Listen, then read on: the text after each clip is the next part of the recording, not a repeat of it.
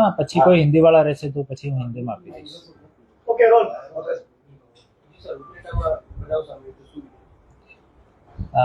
રાજકોટ ગ્રામ્ય એસપીના સરકારી નંબર ઉપર 21 તારીખના રોજ રાત્રિમાં એક મેસેજ આવ્યો, જેમાં જો અરજદાર છે સિનિયર સિટીઝન છે ઉદયભાઈ હર્ષદભાઈ શાહ, એ ભાયાવદરના મૂળ રહેવાસી છે. એનો સ્ટ્રેસ વાળો મેસેજ આવ્યો કે હું વ્યાજખોરીથી પીડિત થઈ ગયો છું અને આ વ્યાજખોરોના ત્રાસથી હું આત્મઘાત કરી રહ્યો છું અને હું સુરતમાં છું.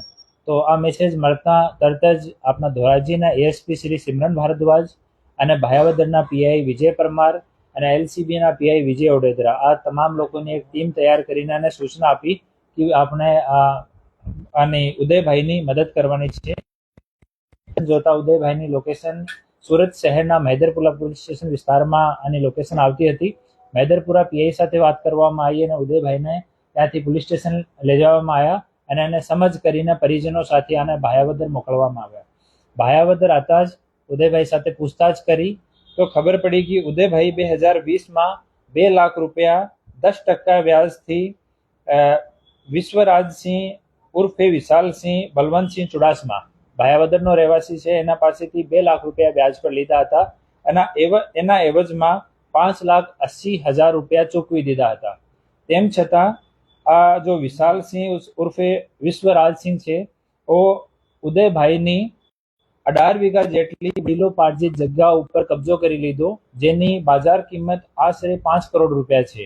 અને આનો ઉપર કબજો કરીને ત્યાં પોતાના નામનો બોર્ડ નાખી દીધો અને એક પોતાનો મજૂર ત્યાં છોડી દીધો. જ્યારે આશરે 1 વર્ષ પહેલા આ ઉદયભાઈ એની સાથે વાત કરવા માટે ગયા હતા કે ભાઈ અમારી જમીન તમે ખાલી કરો અને હું પૈસા ઓલરેડી 5,80,000 રૂપિયા 2 લાખની એવજમાં ચૂકવી દીધા, તો આને હથિયાર બતાવીને જાનથી મારવાની ધમકી પણ આપી.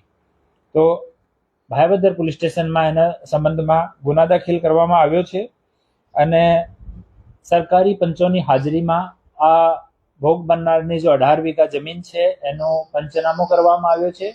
અને જ્યારે આ પંચનામાની કાર્યવાહી ચાલતી હતી ત્યારે આરોપી છે તો પોતાનો કબજો એથી પોતાની ઈચ્છાથી રિમૂવ કરી દીધો અને હવે જમીન આને હેન્ડઓવર કરવાની કાર્યવાહી ચાલુ છે ભોગ બનનારને.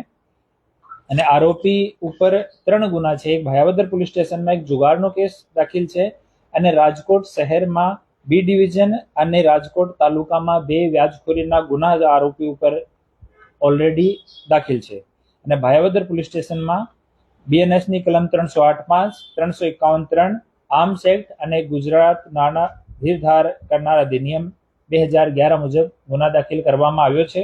અને ફરીથી અમે તમામ જનતાને અપીલ કરીએ છીએ કે એવો કોઈ વ્યાજખોર તમને ત્રાસ આપતો હોય, જો સરકાર અપ્રૂવડ રેટ છે એનાથી વધારે તમારાથી પૈસાની ઉઘરાણી કરતો હોય, પઠ્ઠાની ઉઘરાણી કરતો હોય, કોઈ તમારી ગાડી કે જમીન ઉપર કબજો કરી લીધો હોય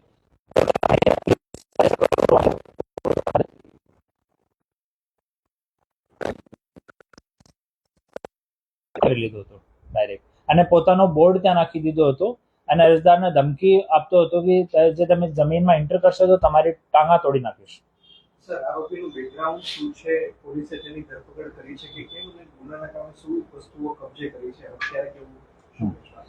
આરોપી હવે અટક થઈ ગયો, આરોપીને ધરપકડ થઈ ગઈ છે અને આરોપી વ્યાજનો જ કામ કરે છે અને એક વ્યાજનો ઓફિસ પણ છે રાજકોટ શહેરમાં પણ અને ભાયાવદરમાં પણ, અને ત્યાં બંને જગ્યા પંચનામો કરવામાં આવ્યો છે. જ્યારે એફઆઈઆર દાખલ થતી હતી ત્યારે આરોપીને કદાચ ખબર પડી ગઈ તો બંને ઓફિસમાં ખાલી એક ચેકની રિકવરી થઈ છે, બાકી કોઈ વસ્તુ રિકવર થઈ નથી. આમાં બંને ઓફિસને જોતા એવું લાગે છે કે તમામ વસ્તુ ત્યાંથી રિમૂવ કરી દીધી હોય, તો બંને ઓફિસમાં કંઈ નહીં મળ્યો. અને બીજું જો હથિયાર વિષયમાં વાત કરી હતી તો આરોપી પ્રારંભિક પૂછતાછમાં એવો જણાવેલ છે કે એના એક મિત્રના ફાધરના નામનો હથિયાર છે, ઓ હથિયાર આરોપી લઈને ગયો હતો જ્યારે ફરિયાદીને ધમકી આપી હતી. તો આ મિત્રને એના ફાધરને અમે લોકો નોટિસ મોકલે છે અને એને સંડોવણી રહેશે તો એના વિરુદ્ધમાં પણ કાયદેસર કાર્યવાહી કરવામાં આવશે. સર, આપણે જેમ વાત કરી કે આરોપી નાણાં ધીરધારનું કામકાજ કરતો હતો, તો એની પાસેથી કોઈ એવું લિસ્ટ મળી આવ્યું છે? કારણ કે આના સિવાય પણ અન્ય લોકો છે જે ભોગ બન્યા હશે, તો એ કયા પ્રકારની કાર્યવાહી? આમાં એના માટે અમે આના બંને ઓફિસમાં ભાયાવદરવાળા ઓફિસમાં અને રાજકોટવાળા ઓફિસમાં બંને જગ્યાએ અમે સરકારી પંચોની હાજરીમાં જ પંચનામો કર્યો હતો.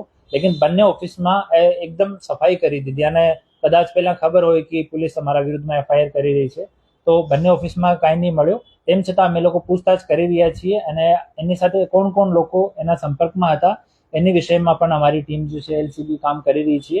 અને જે લોકો ગુનાગાર છે, અગર કોઈ એવિડન્સને ટેમ્પર કરશે કે એવિડન્સને રિમૂવ કરશે તો એના વિરુદ્ધમાં બી સખ્ત કાર્યવાહી કરવામાં આવશે.